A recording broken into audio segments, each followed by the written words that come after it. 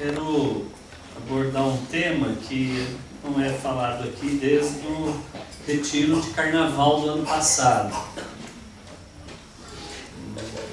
1 ano e meio, mais ou menos. É sobre dízimo, sobre generosidade, sobre contribuição, sobre provisão.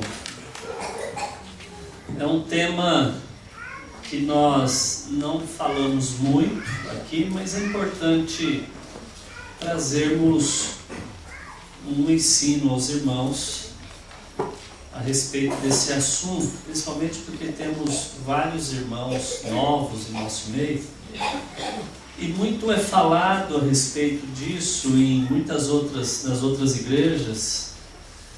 Tem algumas denominações que inventam muita coisa a respeito desse assunto para conseguir angariar dinheiro, né? Infelizmente, a gente sabe disso, todos vocês sabem, a gente escuta isso na televisão, em todos os lugares, e é um tema muito abordado em algumas das denominações. Às vezes vivem mais para arrecadar dinheiro do que para trazer edificação para a igreja. Essa semana, por exemplo, eu soube de uma que eu não sabia, né, que tem igreja aí que cobra 30%. Eu ouvi uma pessoa falando para outra lá no fórum, né?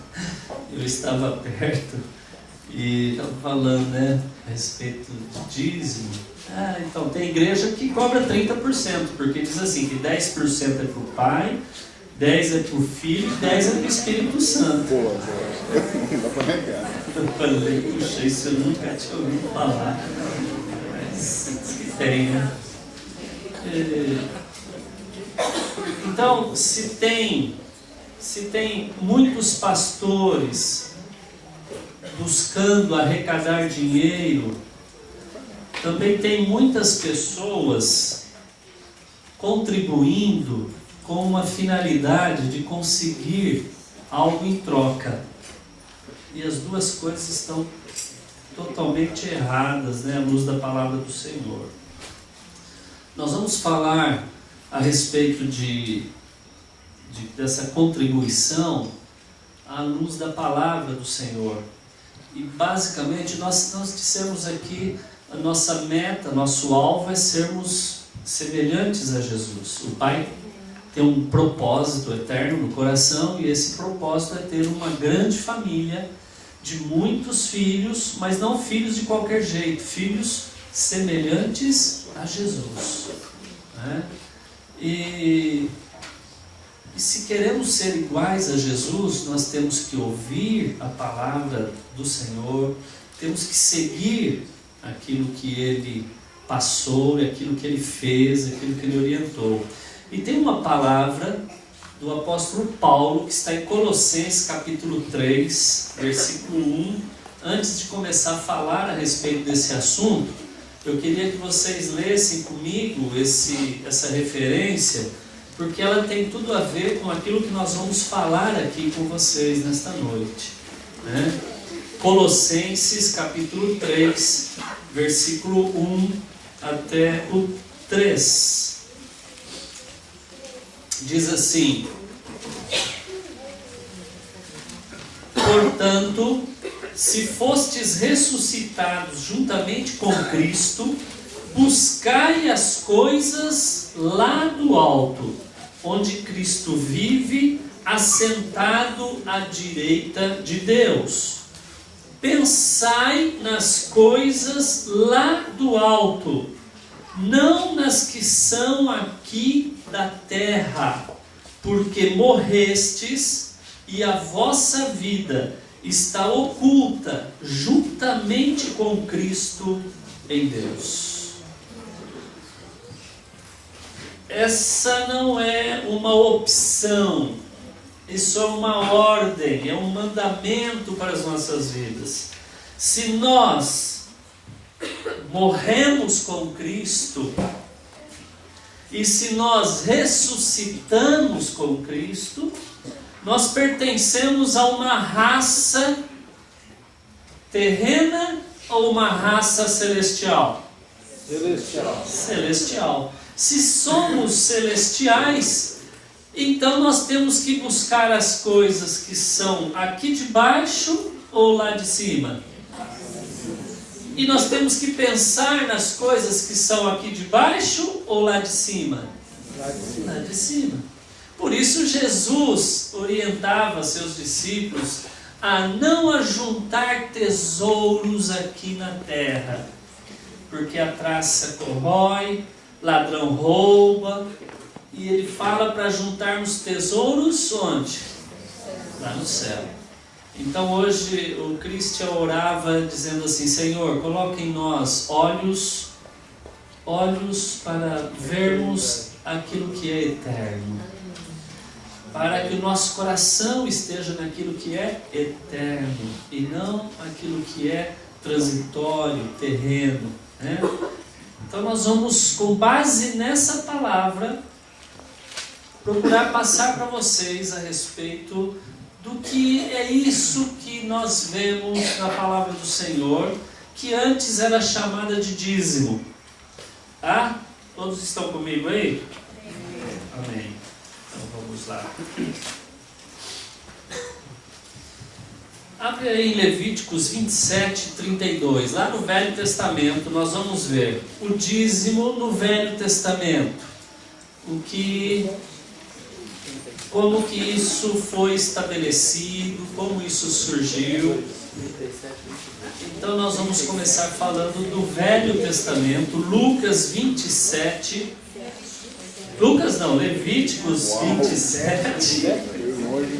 32. Levíticos 27, 32. Nós vemos que a ordem de trazer o dízimo ou a 10ª parte foi dada ao povo de Israel e foi dado como mandamento. Então aí Levíticos 27, o versículo 32 diz assim: no tocante a todas as dízimas do gado e do rebanho, tudo que passar debaixo da vara, o dízimo será santo ao Senhor.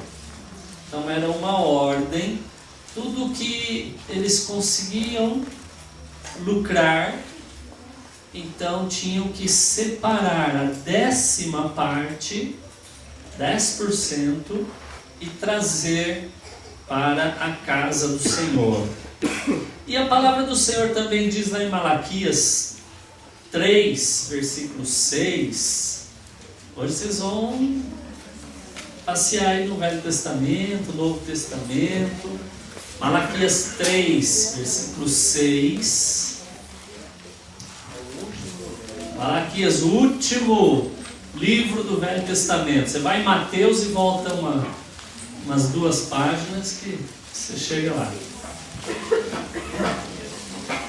Nós vamos ver Malaquias 3, versículos 6 a 9, que não dar o dízimo significava roubar de Deus, estar roubando a Deus. Está escrito aí, diz assim: porque eu, o Senhor, não mudo. Por isso vós, ó filhos de Jacó, não sois consumidos. Desde os dias de vossos pais vos desviastes dos meus estatutos e não os guardastes. Tornai-vos para mim, e eu me tornarei para vós, diz o Senhor dos Exércitos. Mas vós dizeis: em que havemos de tornar? Roubará o homem a Deus? Todavia vós me roubais, e dizeis: em que te roubamos? Nos dízimos e nas ofertas. Com maldição sois amaldiçoados, porque a mim me roubais. Sim, toda esta nação. Então vejam vocês que lá no Velho Testamento havia um mandamento para se trazer 10% de tudo o que se tinha de lucro para a casa do tesouro. E quando alguém não fazia isso, diz a palavra, que estava roubando não a homens, porque isso não havia sido estabelecido por homens, mas por Deus. Então estava roubando a quem? A Deus. Era uma questão não de entre homens com homens, não entre o povo de Israel com os sacerdotes, com os levitas, não, mas era um problema, uma questão entre o povo de Israel com o seu Deus. Então a palavra fala que estava roubando a Deus, mas também há uma palavra para aqueles que eram fiéis, uma palavra, uma promessa de bênção para a vida deles. Está aí mesmo no versículo 10. Nós lemos até o 9. No 10 diz assim: trazei todos os dízimos à casa do tesouro, para que haja mantimento na minha casa.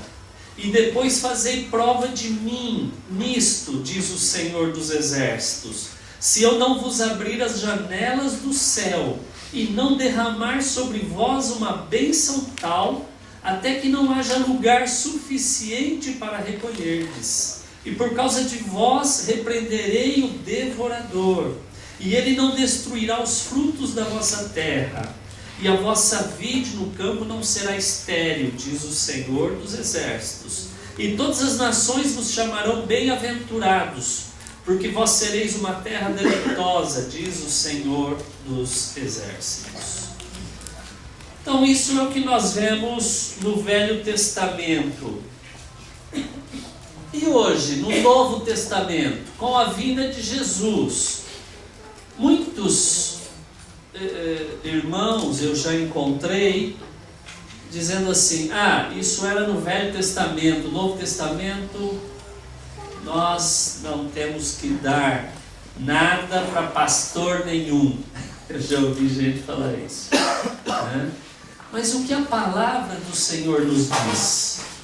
Vamos ver, abra em Mateus, capítulo 23, versículo 23. Vamos ver o que Jesus ensinou. Mateus 23, 23.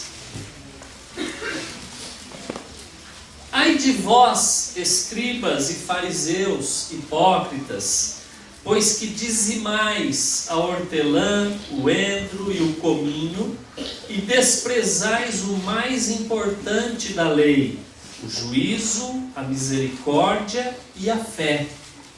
Deveis, porém, fazer estas coisas e não omitir aquelas. Então, quando Jesus fala com os fariseus, ele os adverte, os repreende, porque eles eram sistemáticos e fiéis em estar dando o dízimo, não só das coisas grandes, mas também o dízimo até das coisas pequeninas, né?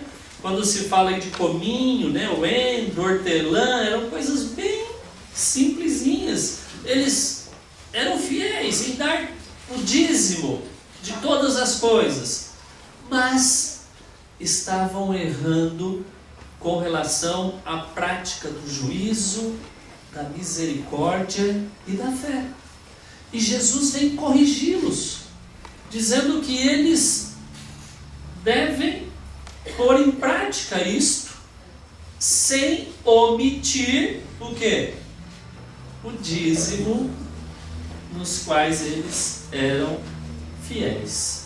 Então Jesus não vem aqui neste momento como que não vem anular a questão do dízimo.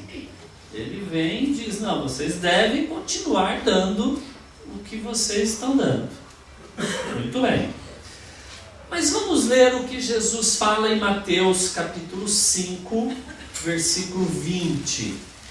Volta um pouquinho aí. Jesus está dando o Sermão do Monte. No Sermão do Monte, Jesus traz um resumo de toda o que podemos dizer doutrina que ele tinha para trazer à igreja. Um resumo de tudo.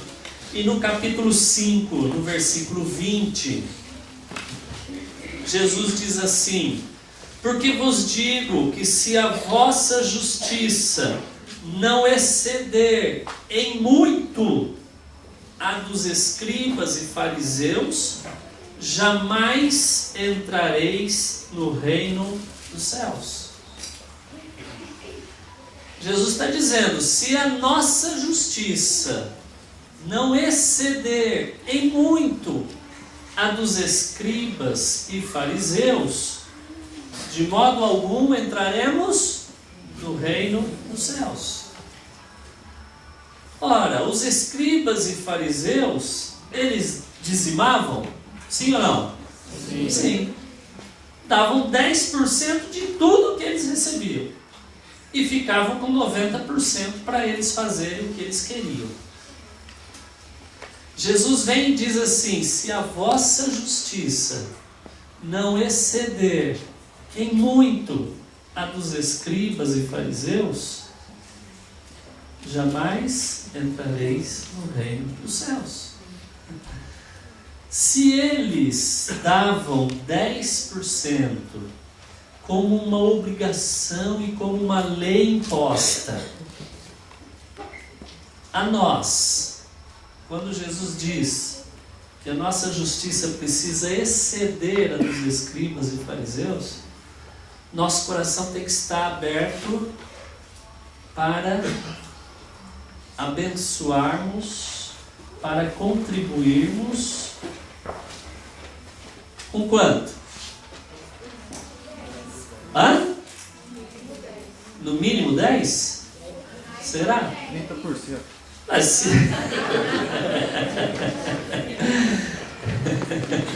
se eles contribuíam com 10 e nós temos que exceder a justiça deles, então o mínimo tem que ser quanto? Pelo menos 11. Pelo menos 11. Não é isso? Sim ou não? Se eles contribuem com 10 e nós temos que exceder, nós temos que ir no mínimo 11. Tá certo? Abra em Lucas 6, versículo 36 e 38. Na verdade, Jesus está nos levando muito mais além.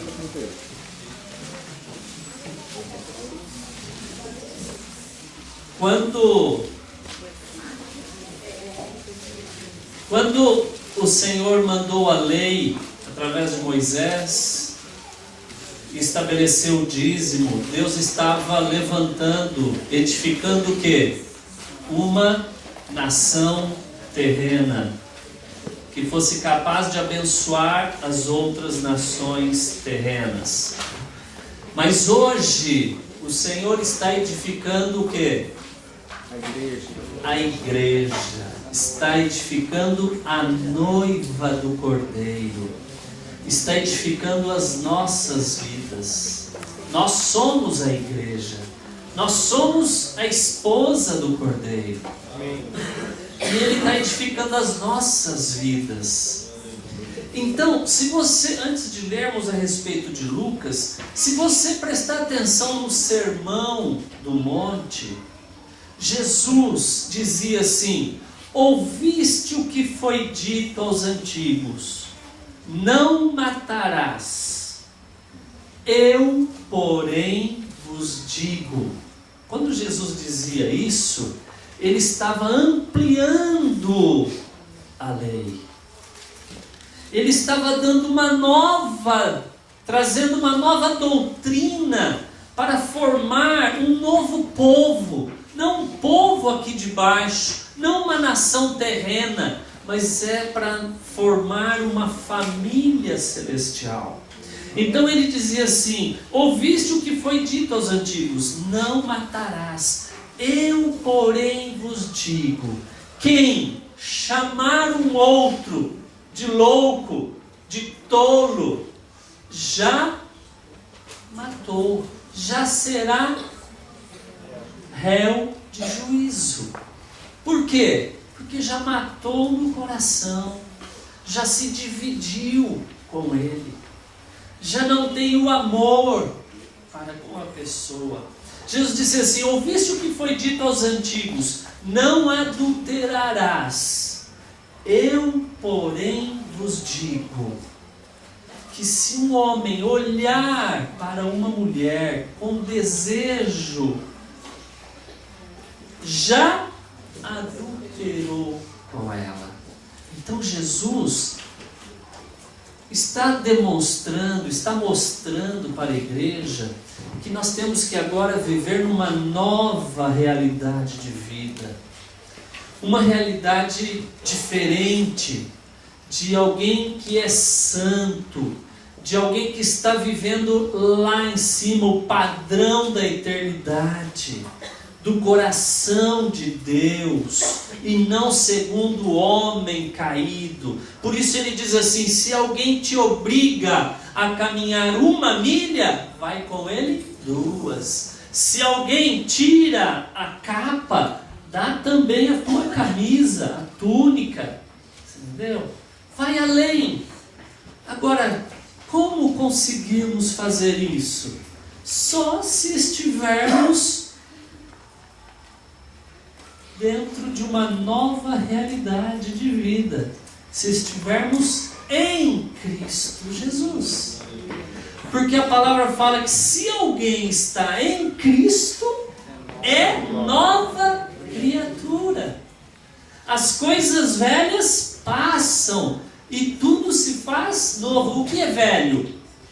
Velho são todos os ensinamentos daqui de baixo. Agora, nós somos discípulos, seguidores de alguém que está sentado à direita do Pai, que fez toda a vontade do Pai, que se entregou de uma maneira radical e absoluta, sem condições, sem pôr condições, sem reserva nenhuma. E é esse mesmo que está nos chamando para sermos povo dele, para sermos família dele, para estarmos na presença dele. Então, no que diz respeito ao dar, ao contribuir, Jesus faz uma citação em Lucas 6:36 até o 38, que diz assim, olha: sede, pois, misericordiosos, como também vosso Pai é misericordioso. Não julgueis e não sereis julgados. Não condeneis e não sereis condenados. Soltai e soltar-vos-ão. Dai e ser-vos-á dado. Boa medida, recalcada, sacudida e transbordante, vos deitarão no vosso regaço, porque com a mesma medida com que medirdes, também vos medirão de novo. Vejam vocês que quando Jesus fala a respeito do dar, ele coloca no mesmo padrão a questão de sermos misericordiosos, de não julgarmos aqueles que estão errando, que andam junto conosco, mas que estão errando, de não condenarmos, de não julgarmos, de liberarmos, de perdoarmos. E aí ele vem e acrescenta: dar para receber.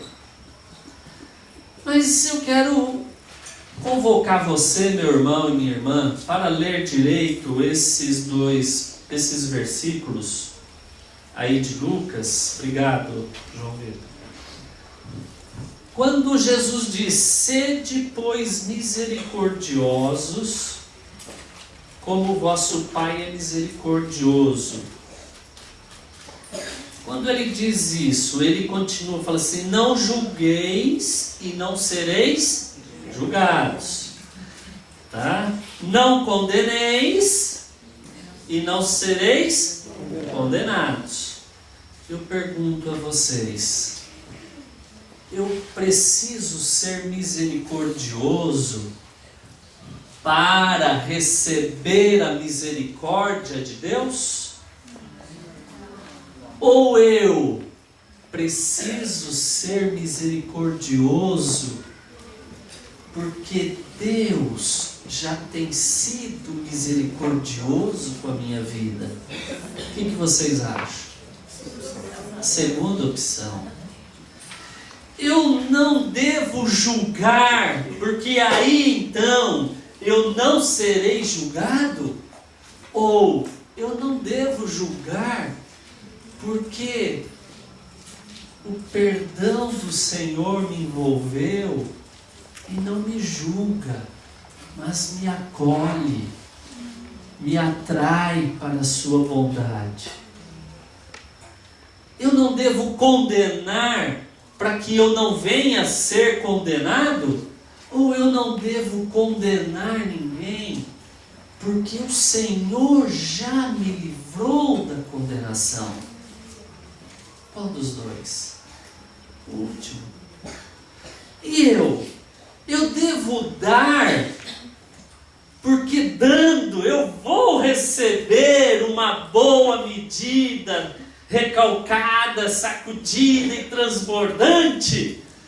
Ou porque eu devo dar porque o Senhor já me deu aquilo que havia de mais valor no céu, que era a vida de Cristo Jesus, o Verbo eterno, o Criador deste universo, se deu por mim e por você. Então, será que eu devo dar com o espírito de querer receber algo em troca? Ou eu devo dar em gratidão, porque o Pai não mandou um anjo para nós, o Pai não enviou um querubim para nós, o Pai não deu um serafim para nós, o Pai deu o que havia de mais precioso. Então, amados, dar, contribuir, esperando que com isso eu ganhe dinheiro, eu ganhe uma posição no meu serviço melhor, eu ganho... Isso daí é pensar em migalhas. Porque eu tenho todo o tesouro que este universo pode conter, que é a vida do meu amado. Amém. Amém? Aleluia. Amém? Amém. É com esse espírito que nós devemos dar. É com esse espírito que nós temos que contribuir. Dar, Jesus sempre nos ensinando a dar perdão, misericórdia, amor, libertação. Mas eu quero dizer para vocês que o dízimo não surgiu como obediência a um mandamento. O dízimo não surgiu como uma obediência a um mandamento de Deus. O dízimo, na verdade, iniciou-se como uma resposta de Abraão, como gratidão de seu coração para com o seu Deus. Abre aí, Gênesis 14, versículo 18. Primeiro livro da Bíblia, Gênesis 14, versículo 18.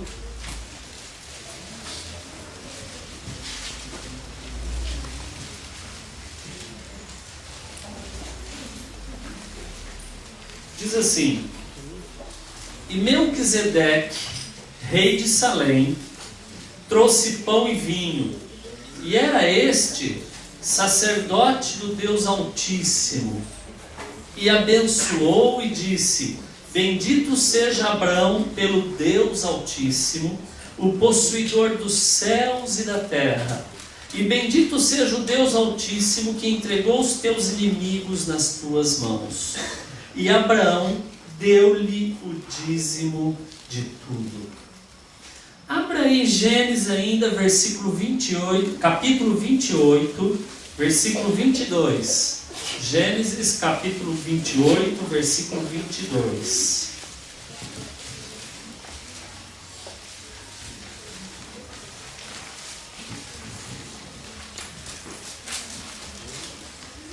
E esta pedra, que tenho posto por coluna, será a casa de Deus, e de tudo quanto me deres, certamente te darei o dízimo.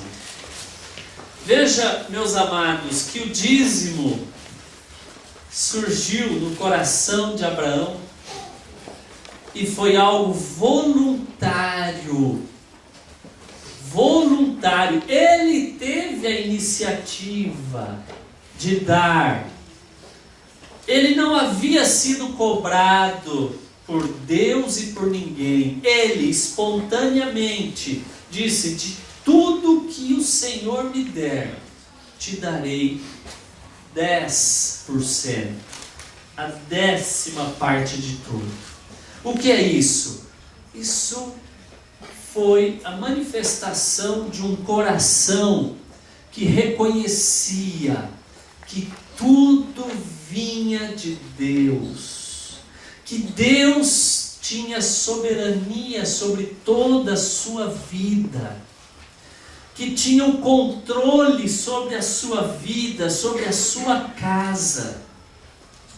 E então ele espontaneamente toma a iniciativa de oferecer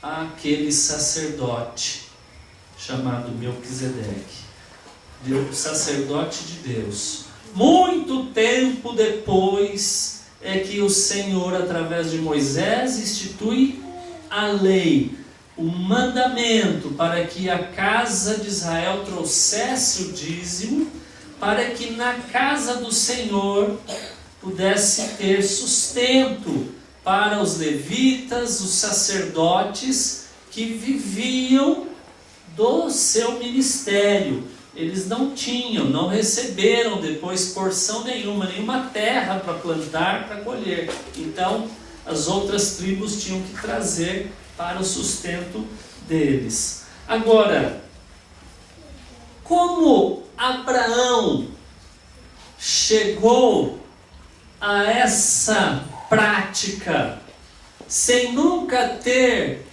ouvido falar?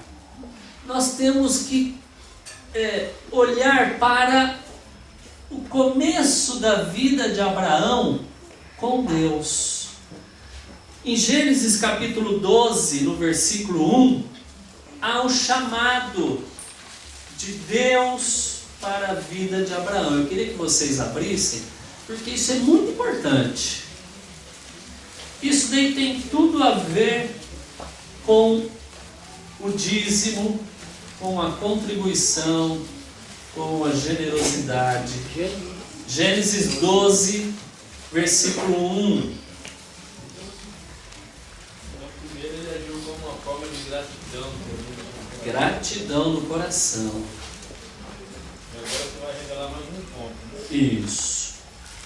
Gênesis 12, 1. Ora, o Senhor disse a Abrão: sai-te da tua terra, da tua parentela e da casa de teu pai, para a terra que eu te mostrarei.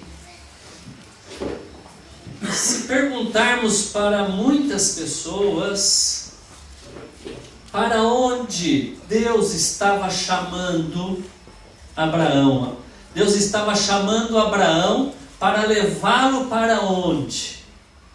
Porque ele diz assim: sai, deixa a tua casa, deixa a tua parentela, deixa a tua terra e vai para uma terra que eu te mostrarei. Isso parece um pouco loucura, para obedecer. Porque Abraão, se Abraão fosse uma pessoa, um pé de chinelo, né? Que não tinha nada, não tivesse, se a família fosse tudo enrolada, se ele não tivesse dinheiro, tivesse dívidas, era até mais fácil de cumprir essa ordem e cair fora, né? Mas não, Abraão era um homem muito rico.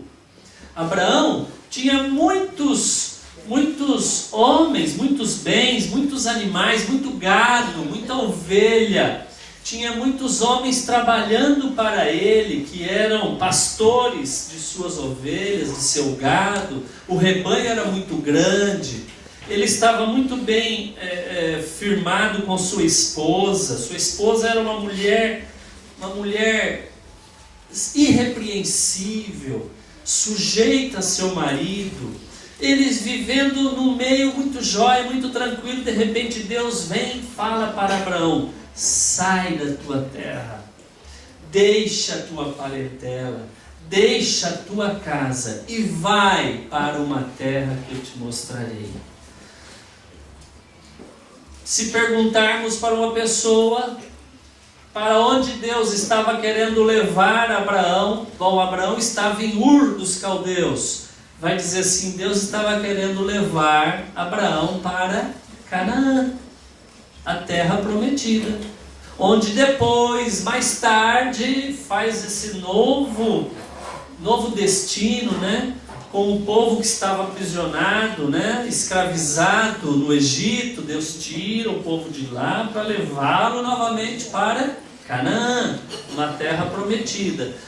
Mas na verdade, olhando para a vida de Abraão, nós vamos analisar e vamos chegar à seguinte conclusão: Deus fala para Abraão sair da sua terra, sair da sua parentela, sair da sua casa e ir para um lugar. E esse lugar era justamente a intimidade com Deus. Deus queria revelar-se para Abraão. Deus queria revelar seu coração, seus mistérios, seus segredos. E isso é verdade, porque quando Abraão chega na terra chamada Canaã, na terra prometida, sabe o que Abraão faz? Abraão não constrói uma casa de pedra.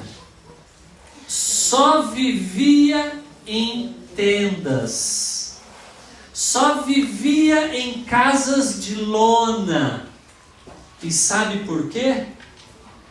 O escritor de Hebreus nos revela, diz que ele só morava em casas de lona porque aguardava a cidade celestial, cujo fundamento, cujo construtor é Deus. E eu pergunto, quem falou para ele que tinha ou que tem uma cidade celestial que Deus construiu? Quem falou para ele? O Senhor. E como Deus falou? Na intimidade com Ele. Abraão deixa sua casa, deixa sua parentela e passa a andar com Deus.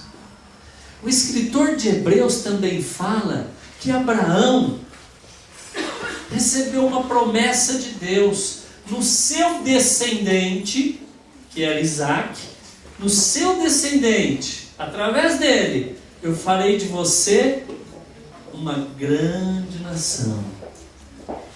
Aí Deus pede para Abraão sacrificar Isaac. O que Abraão faz? Sobe com o filho até o monte, pega lá um machado, amarra o filho ali, oferece o filho como se fosse o sacrifício, e diz que Abraão, ele estava disposto a sacrificar e a matar o seu filho, porque sabia que Deus era poderoso para ressuscitá-lo. Quem falou para Abraão de ressurreição? Quem foi que falou para Abraão que existia ressurreição? Quem foi que falou para Abraão que depois da morte tinha vida ainda, uma vida eterna? Quem falou para ele? O Senhor.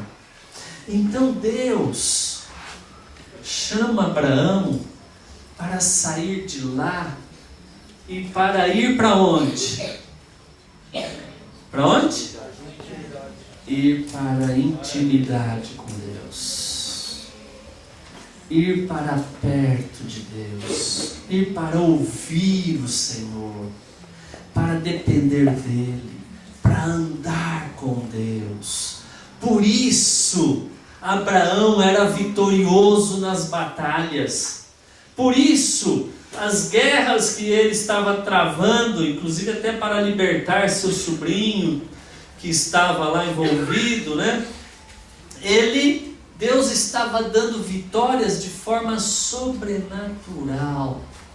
Ele via Deus agindo, Deus se movendo, Deus cuidando, Deus no controle de todas as coisas, Ele como Senhor sobre todas as coisas. Então por isso, o dízimo sai da intimidade que Abraão tinha com Deus.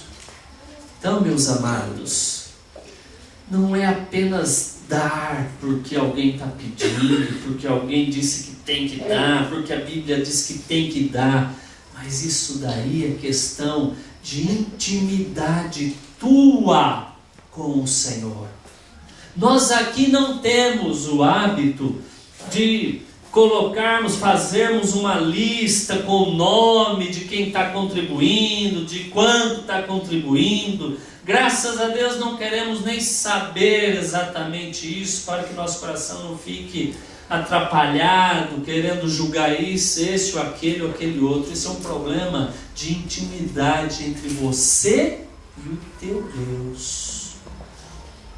Abraão reconheceu que Deus era Senhor, não só sobre o dinheiro, não só sobre o gado dele, não só sobre o rebanho que ele tinha, que ele dava lucro material, mas Deus era soberano, era Senhor sobre suas atitudes, sobre suas ideias, sobre suas decisões.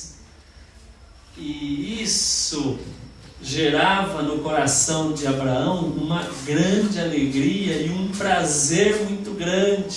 Por isso, Abraão construía altares de pedra e casas de lona. Porque quando Abraão saía de um lugar, ele pegava a sua casa de lona, desmontava, punha em cima dos animais que carregavam, ia para outra terra, mas lá naquele lugar só ficava algo para trás. O quê? O altar. E quando alguém passava por lá e via aquele monte de pedra, perguntavam: o que é isso? Sempre tinha alguém para dizer: isso é o símbolo da intimidade de Abraão com o seu Deus. Amados, a nossa intimidade com Deus precisa trazer marcas que as pessoas precisam ver. Ninguém vai estar olhando quando você está contribuindo, mas o teu exemplo em todas as áreas da tua vida pode transformar outras vidas, pode edificar famílias, pode salvar pessoas, e isso sim tem valor eterno. E isso sim, um dia quando você partir daqui e você deixar frutos de vidas lavadas no sangue de Cristo, transformadas pela vida de Cristo, através do uso da tua vida, isso tem valor eterno. Porque um dia, quando você chegar diante de Deus, você não vai chegar de mãos vazias. Você vai poder mostrar frutos. E é isso que a parábola dos talentos nos mostra, né? O Senhor nos dá talentos, nos dá coisas valiosas. A vida do seu Filho, o Espírito Santo, as manifestações dos dons e a palavra do Senhor, a revelação trazida ao nosso coração, tudo isso é para quê? É para nós ganharmos e edificarmos vidas. E aí vamos poder apresentar esse lucro para Deus. O lucro que o Pai quer não é dinheiro, não são coisas materiais. Mas o meu ministério é cantar, o meu ministério é tocar, o nosso ministério, amados, é ganhar filhos e filhas para o Senhor, é trazer os que estão perdidos do lamaçal do pecado para o reino da luz. E nós só fazemos isso junto com o Senhor, operando com Ele, não sozinhos. Então a questão do dízimo, ela era sim uma questão de intimidade com Deus. E hoje, quando o Senhor pregou o Evangelho, formou discípulos, esses discípulos cheios do Espírito Santo pregaram o Evangelho que Jesus havia dado a eles e gerou discípulos, gerou uma igreja muito grande em Jerusalém. E é a primeira igreja que a gente pode ver na palavra, né? Gerada por Cristo Jesus através de seus discípulos. E ela pode ser o nosso, e é o nosso modelo. Vamos ver, abre em Atos dos Apóstolos, Atos 2, 44 a 46. Nós vamos ver como eles enxergavam essa questão do dar.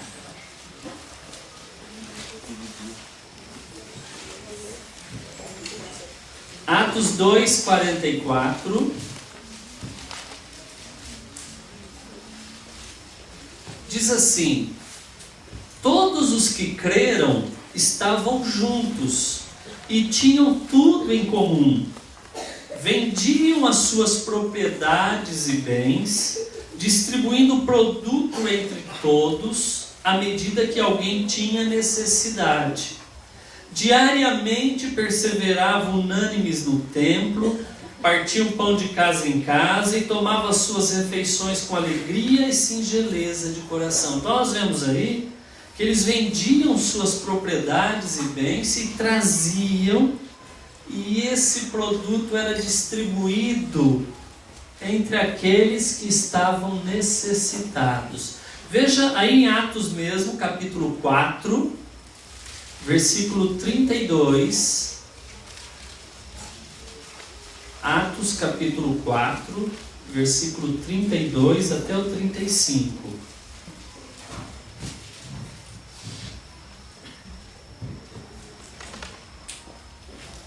Da multidão dos que creram, era o coração e a alma. Ninguém considerava exclusivamente sua nenhuma das coisas que possuía. Tudo, porém, lhes era comum.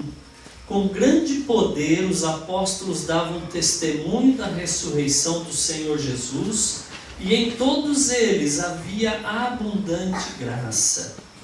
pois nenhum necessitado havia entre eles, porquanto os que possuíam terras ou casas, vendendo-as, traziam os valores correspondentes e depositavam aos pés dos apóstolos. Então se distribuía a qualquer um à medida que alguém tinha necessidade. Veja o espírito que reinava na igreja. É de que ninguém considerava como exclusivamente sua qualquer coisa que possuía. Esse é o espírito. Veja bem, não se trata de ficarmos preocupados. Mas o Gil agora falou que não é mais 10, são 11, é 11%. Será que é 11? Mas eu... Queridos, na verdade, não se trata de 10, não se trata de 11, nem 20, nem 30. Se trata de 100% da nossa vida, tem que pertencer a quem? Ao Senhor. 100% de quem é? Do Senhor. E quando eu falo de intimidade com Deus, veja que na palavra do Senhor, no Novo Testamento, não há uma definição, amados, tragam agora 20%, não mais 10%, ou 30%, ou 11%, ou 12%, não tem. Por quê? Porque é questão de intimidade com Deus. A tua vida na mão do Senhor. O que você tem é teu? Não é teu. O que eu tenho é meu? Não é meu. Então, se eu, na intimidade com o Senhor, na vida de oração, de comunhão constante com o Senhor, se de repente o Senhor vem e fala para mim assim: Gil, eu estou te dando um dinheiro aí, mas eu quero que você dê 40% desse valor. Nossa, 40%? Puxa, que impressão no meu coração, porque Deus não vai mandar anjo bater lá na porta, né, ou na janela lá e falar assim: André, eu venho da parte de Deus para dizer a você que você tem que dar 40%. Não, uma questão de intimidade. O Espírito Santo fala conosco. E aí a gente fica, que desejo, aquele negócio, que nosso coração fica assim, né? E ele fala: eu preciso, 40%, acho que tem que dar.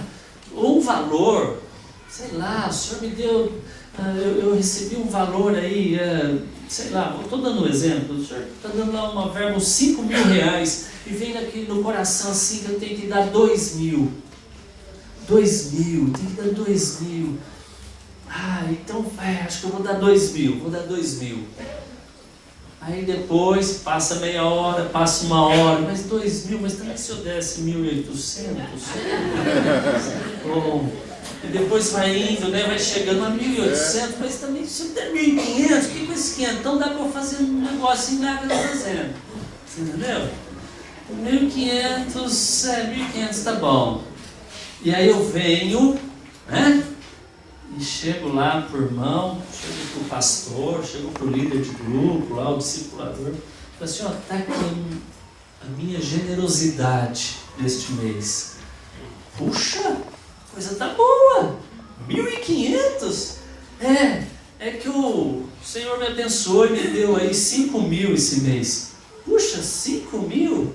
Aí o cara que está recebendo já faz logo as contas, né? 5 mil, 10% dá 500, 1.500 está dando 30%. Puxa, que bênção! 30% o cara está dando, que bênção, né? E aí então ele, né, fica feliz, né? Está tudo certo. Não está certo. Não está certo, sabe por quê? Quando ele voltar, o Espírito Santo vai falar assim: eles ficaram felizes, né? Porque você deu 30%, né? Mas eu não estou feliz. Porque eu falei para você, Eu falei, precisa dar 2.000, precisa dar 2.500. Queridos, eu estou só fazendo esse exemplo, eu não estou aqui pedindo dinheiro, eu não quero o dinheiro de vocês, entendeu? Esse negócio é algo entre vocês e Deus, é só uma orientação para que vocês saibam como é que funciona na nossa vida, em todas as áreas. Eu estou falando hoje a respeito de dinheiro, porque precisamos ensinar aos nossos irmãos como é que é. Aqui a palavra do Senhor diz que conforme eles eram tocados pelo Espírito Santo, quem é que falava para eles vender as propriedades que eles possuíam? Porque o sujeito morava na sua casa e tal, e tinha lá um terreno, tinha lá um sítio, tinha uma fazenda, tinha uma casa. Eles iam, vendiam e traziam aos pés dos apóstolos. Eram os apóstolos que mandavam eles fazerem isso? Quem é que mandava fazer isso? O Espírito Santo. Porque aí não tinha nenhum necessitado no meio deles. Então é uma questão de intimidade. Quando o Senhor colocou no coração de Ananias e Safira que fossem e vendessem a sua propriedade, eles foram e venderam. E trouxeram a metade do valor, que era bastante coisa. E ninguém pediu para eles ali, dos irmãos, dos apóstolos, ninguém pediu. Mas era uma questão entre eles e Deus. E eles vieram e trouxeram. E trouxeram dizendo assim, olha, nós vendemos a nossa propriedade por 100.000, está aqui os 100.000 para vocês. Queriam receber o aplauso dos homens, né? Puxa, olha, venderam essa propriedade, 100.000 e trouxeram tudo, sem a gente pedir. Mas o que Pedro disse? Escuta, vocês tinham, isso era de vocês, ninguém pediu, vocês venderam, o dinheiro era de vocês, entendeu? Agora vocês vêm aqui para contar uma mentira, né? Para provar o Espírito Santo que está entre nós. O quê? Qual a intenção do coração? A intenção do coração era mostrar para os outros que eles estavam fazendo bem. Pode parar, porque não é por aí. Uma questão de intimidade com Deus. Eles podiam ter vindo e falado, olha, nós vendemos por 100.000, mas sentimos no nosso coração de darmos a metade, 50.000 para abençoar. Amém, meu querido? Aleluia! O Senhor continue abençoando a sua vida e vai com Deus. Mas como houve aquela situação que aconteceu?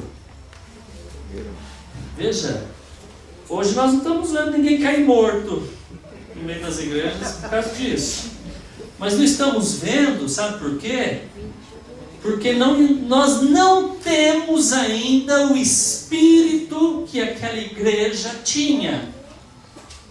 Um espírito de entender que nada do que possuíam, que o meu carro não é meu, que a minha casa não é minha, que o salário que eu recebo não é meu, é tudo do Senhor. E se o Senhor disser, Gil, vai, faz isso, eu tenho que estar pronto para fazer.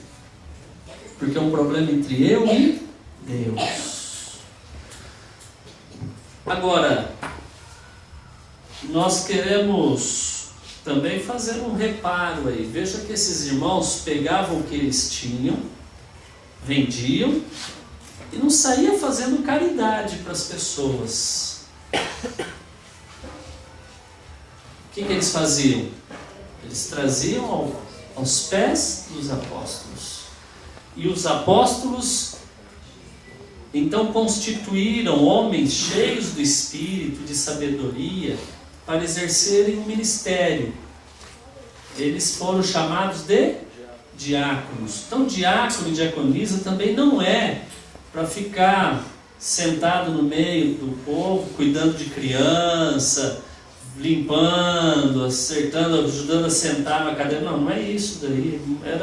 Eles foram constituídos para servirem a igreja em todas as áreas, em todos os serviços que eram necessários. e principalmente esse. Eles recebiam o dinheiro e estavam sempre atentos para fazerem julgamentos corretos daqueles que estavam necessitados e de quanto eles precisavam para cobrir a vida desses irmãos. E a igreja então ia tudo muito bem. Então, num espírito desse, onde a santidade, onde a intimidade com Deus era algo tão verdadeiro, tão real, tão palpável, quando surge no meio deles um casal querendo vir com um engano, com espírito de engano, foram fulminantemente mortos na frente dos demais, inclusive para gerar temor no meio da igreja.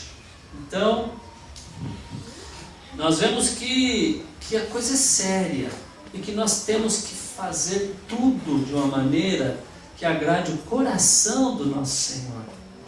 Não o coração do Gil, o coração dos pastores, não é isso. Não. Eu estou terminando, para não ser muito longo. Quero que vocês abram em 1 Coríntios 9, versículo 7.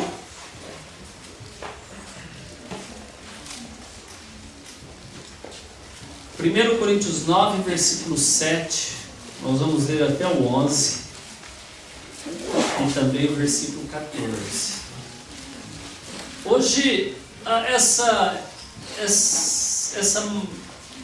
assunto de dízimo, né, de ofertas, é algo tão deturpado no meio cristão, que já há muitas correntes aí, entendendo que o dinheiro não serve, não é para pastor, porque pastor tem que se virar. Na Bíblia a gente vê, Paulo trabalhava com as suas próprias mãos, fazia rede para ele mesmo não ser pesado para os outros, e tem pastor aí folgando, então não tem que ficar trazendo dízimo para pastor nenhum. Tem vários irmãos, inclusive, já agindo assim, pensando assim. Isso por conta também de muitos pastores que estão fazendo a coisa errada, né? Às vezes tendo que ajudar determinados irmãos, deles se aproveitam para poder ainda amontoar mais tesouros, né? Nós chegamos a conhecer um irmão que está em Portugal, veio estar conosco uns dias. Ele estava numa determinada denominação, não vou citar o nome, e o pastor falou que ele tinha que vender a casa dele para dar a oferta, porque Deus ia dar o dobro para ele. E ele vendeu a casa. Deu dinheiro e ficou na rua, estava desempregado. Quando nos procurou. Isso não está na palavra do Senhor. Nós não vemos o Senhor orientando a fazer isso, nós não vemos os apóstolos orientando a fazer isso, né? Porque quando eu falo para uma pessoa, olha, quanto mais você der para Deus, mais Ele vai dar, eu estou inculcando no coração dessa pessoa que ele deve se apegar às coisas daqui de baixo. Aí acabou tudo, porque a nossa vida aqui não tem nada a ver com as coisas deste mundo. Nós agora fomos comprados por um bom preço, um preço muito alto, que é o sangue de Jesus, que nos comprou, que nos lavou e que nos levou para estarmos na presença do Senhor. Diz que com o sangue dele, outro dia o Caibar falava aqui, ele rompeu com o véu que separava do lugar santo dos santos, né? E lá só o sumo sacerdote podia entrar, mas hoje esse caminho está aberto para nós pelo sangue de Cristo. E nós, então, nós estamos onde? Nós estamos no Santo dos Santos. Por quê? Porque o Senhor está dentro de nós. Amém. Está movendo nossa vida. Amém. Então, eu não tenho que viver mais olhando para as coisas aqui de baixo. Mas a palavra do Senhor diz textualmente que, além de ajudar os necessitados entre a igreja, também é para sustento dos obreiros da igreja. Então diz assim, 1 Coríntios 9, versículo 7 até o 11: quem jamais milita sua própria custa? Quem planta a vinha e não come do seu fruto? Ou quem apacenta o gado e não se alimenta do leite do gado? Digo eu isto segundo os homens? Ou não diz a lei também o mesmo? Porque na lei de Moisés está escrito: não atarás a boca ao boi que trilha o grão. Porventura tem Deus cuidado dos bois? Ou não o diz certamente por nós? Certamente que por nós está escrito: porque o que lavra deve lavrar com esperança, e o que debulha deve debulhar com esperança de ser participante.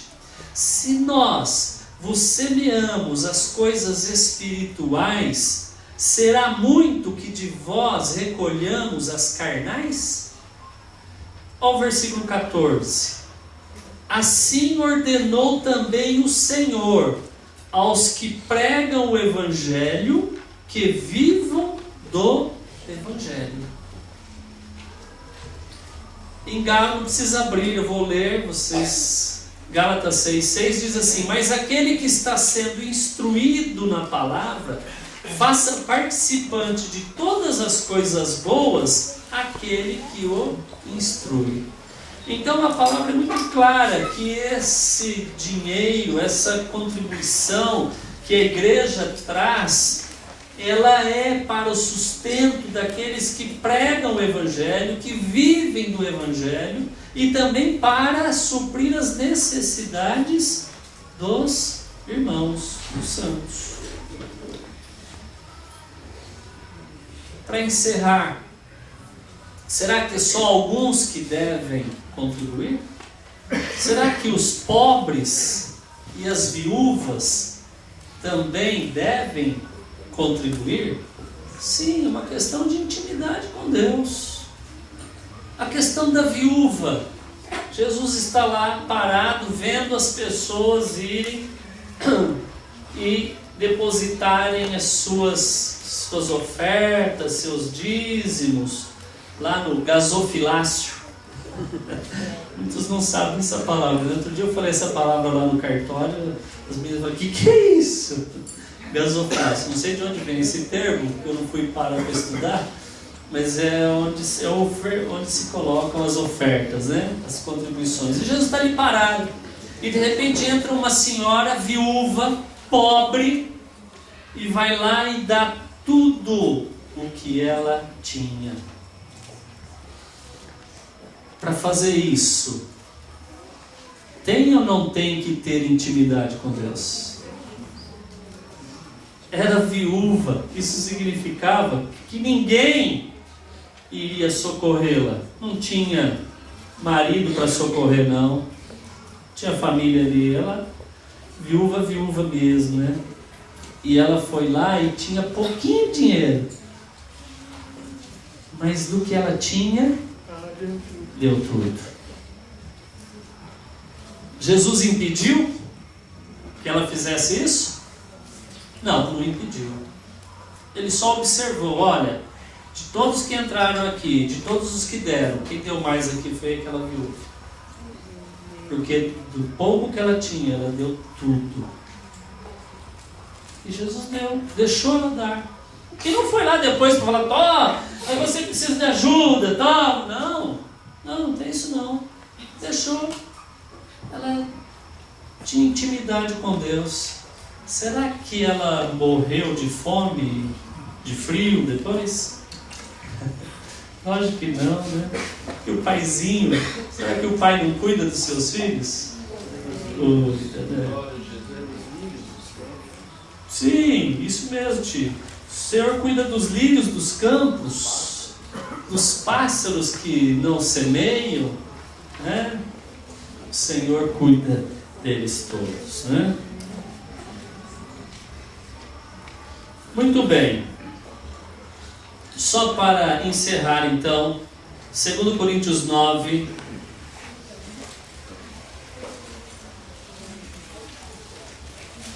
versículo 1.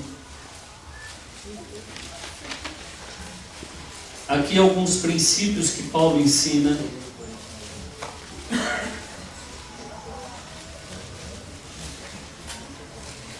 Quando formos contribuir.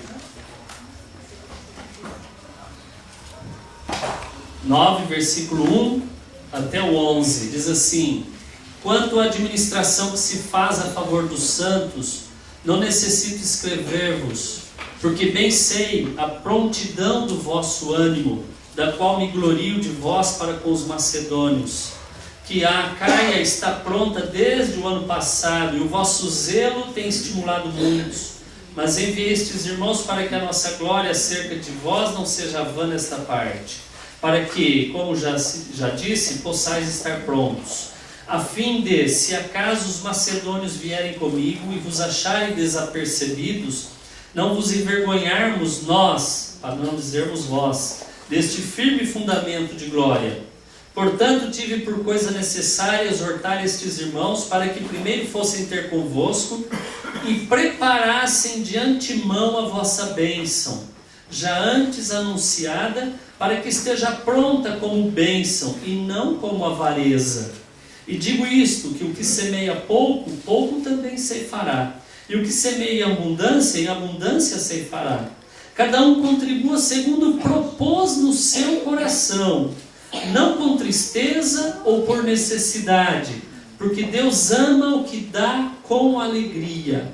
E Deus é poderoso para fazer abundar em vós toda a graça, a fim de que, tendo sempre, em tudo, toda a suficiência, abundeis em toda boa obra, conforme está escrito: espalhou, deu aos pobres, a sua justiça permanece para sempre. Ora, aquele que dá a semente ao que semeia, também vos dê pão para comer, e multiplique a vossa sementeira, e aumente os frutos da vossa justiça, para que em tudo enriqueçais para toda beneficência, a qual faz que por nós se deem graças a Deus.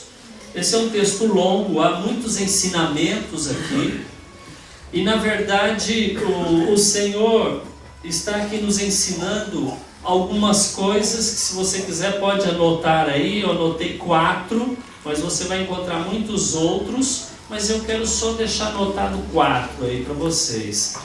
O primeiro é não fazer de improviso.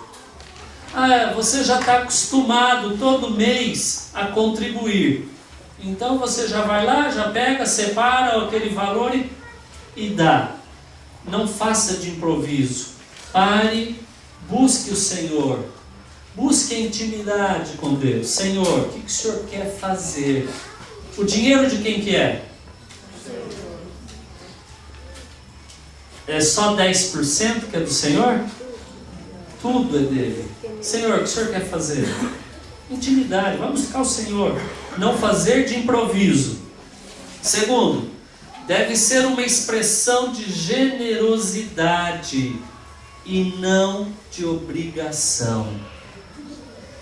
Deve ser uma expressão de generosidade e não de obrigação. Terceiro, não deve contribuir com tristeza ou por necessidade. Então eu já falei, o primeiro, não fazer de improviso. O segundo, deve ser uma expressão de generosidade e não de obrigação. E o terceiro, não deve contribuir com tristeza ou por necessidade. E o quarto, dar com alegria. Dar com alegria, com prazer, por aquilo que o Senhor é na tua vida, por aquilo que o Senhor faz em tua vida, por ser Ele o supridor de todas as coisas. esse texto é um texto muito rico. Há uns princípios aí que o Senhor estabelece através de Paulo e traz para a igreja. Infelizmente, ele tem sido deturpado. Eu sei de um ensinamento que, na minha opinião, é um ensinamento que vem direto do inferno, de homens chamados de Deus, com ministérios reconhecidos mundialmente, e que tem programas de televisão por aí afora, ensinando. E há livros, porque eu já recebi de presente livros, já recebi DVDs, ensinando que os irmãos devem semear e semear muito, e semear em ministérios maiores do que os dele, porque então que ele vai receber é uma multiplicação muito maior. Então, não sei se vocês já ouviram falar sobre esse tema, né? Da semeadura, baseado nesses textos, né? Para semear e semear para ministérios maiores do que os teus, porque aí o retorno vai ser muito grande. Eu pergunto, vamos ler o que está aqui nessa carta de Coríntios, e o que esses irmãos da Acaia, o que esses irmãos aqui de Coríntios, que eles estavam preocupados com essa semeadura que eles iam fazer? Eles estavam esperando receber alguma coisa em troca? Era esse o ânimo? Qual era o espírito da igreja de Coríntios? Abençoar, trazer o sustento para os irmãos da Macedônia, os irmãos que estavam passando necessidade. Eles estavam semeando para pessoas que tinham um ministério melhor que eles, que estavam em melhor condições de vida do que eles. Não, os irmãos estavam passando fome, eles estavam lá suprindo suas necessidades. Mas nós temos visto, a palavra do Senhor diz que nos últimos dias os homens fariam comércio de vós, diz a palavra. Iam vir com doutrinas de anjos, que na verdade doutrinas de demônios. Também falo doutrina de demônios. Por quê?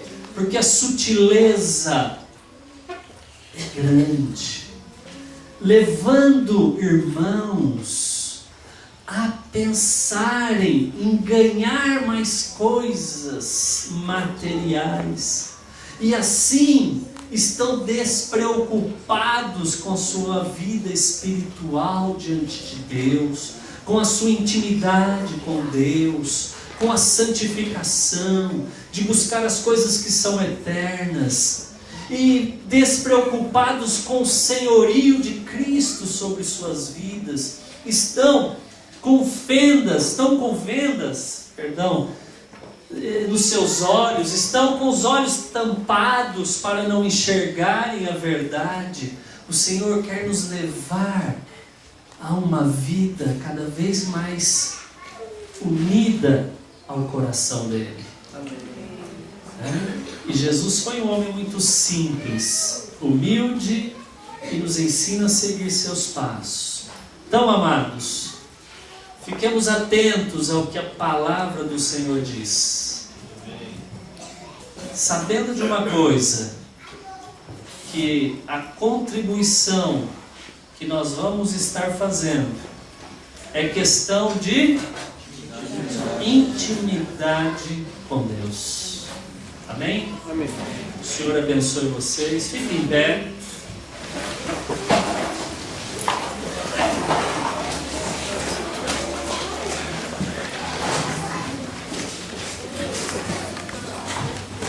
Agora, Deus dá infinitamente mais. O testemunho do Paulo aí, né?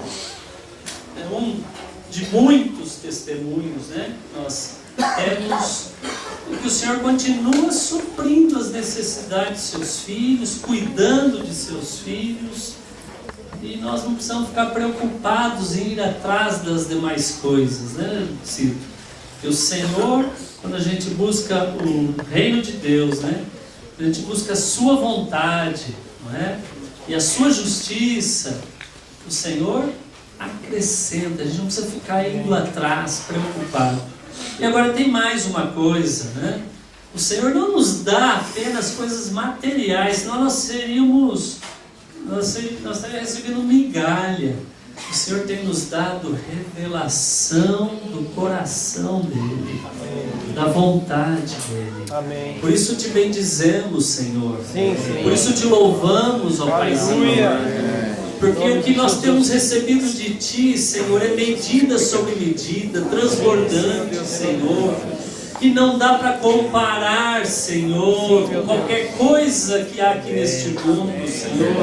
Obrigado porque Tu tens dado a Tua própria vida, tem compartilhado, Senhor, conosco a unidade, Senhor, que há entre Ti, Senhor. Obrigado, Pai, porque nos deu a destra da Tua comunhão, Senhor, para sermos Teu povo e para vivermos na Tua presença, Senhor, para termos a mente de Cristo, Senhor. Nós te bendizemos porque essas coisas, Senhor, têm valor, Senhor, eterno. Não dá para comparar a um mísero dinheiro, Senhor, uma posição social, ou uma posição melhor de trabalho, Senhor. Isso é migalha, Senhor. Migalha, e muitos, Senhor, estão preocupados apenas com isso, Senhor. Ao invés de levantar os seus olhos em Tua direção e de olhar firmemente para Ti, Senhor, e de ver a Tua grandeza e de conhecer os Teus mistérios, Senhor. Obrigado, Pai. Obrigado, Senhor, por tão grande revelação, Senhor, ao nosso coração. Nós somos necessitados de Ti, Senhor, e queremos que o Senhor nos leve à prática, Senhor, que está no Teu coração. Nós pedimos misericórdia, Senhor, porque ainda estamos tão longe, Senhor, daquilo que o Senhor quer para nós, mas sabemos que o Senhor está falando conosco, e o Senhor mesmo é que nos levará, Senhor, à prática da Tua vontade. Fica conosco, Senhor, fica com o Teu povo, Senhor, que essa palavra, Deus, não se perca, Senhor, pelo caminho, mas esteja assim, Senhor, firme no coração de cada um, Senhor.